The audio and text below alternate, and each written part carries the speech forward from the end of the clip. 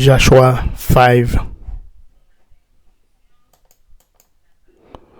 Now when all the Amorite kings west of the Jordan and all the Canaanite kings along the coast heard how the Lord had dried up the Jordan before the Israelites until they had crossed over, their hearts melted in fear, and they no longer had the courage to face the Israelites. Circumcision and Passover at Gilgal. At that time the Lord said to Joshua, "Make flint knives and circumcise the Israelite again." So Joshua made flint knives and circumcised the Israelite at Gibeat Aralot.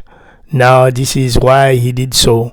All those who came out of Egypt, all the men of military age, died in the wilderness on the day after leaving Egypt.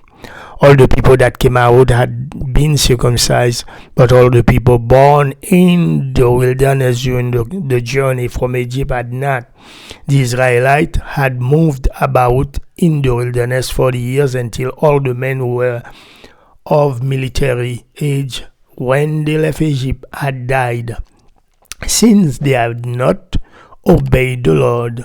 For the Lord had sworn to them that they would not see the land he had solemnly promised their ancestors to give us, a land flowing with milk and honey. So he raised up their sons in their place, and these were the ones Joshua circumcised. They were still uncircumcised because they had not been circumcised on the way. And after the whole nation had been circumcised, they remained where they were in camp until they were healed. Then the Lord said to Joshua, "Today I have rolled away the reproach of Egypt from you." So the place has been called Gilgal to this day. On the evening of the 14th day of the month, while camped at Gilgal on the plains of Jericho, the Israelites celebrate the Passover. The day after the Passover, that very day, they ate some of the produce of the land, unleavened bread and roasted grain. The manna stopped the day after they ate this food from the land. There was no longer any manna for the Israelites, but that year they ate the produce of Canaan, the fall of Jericho.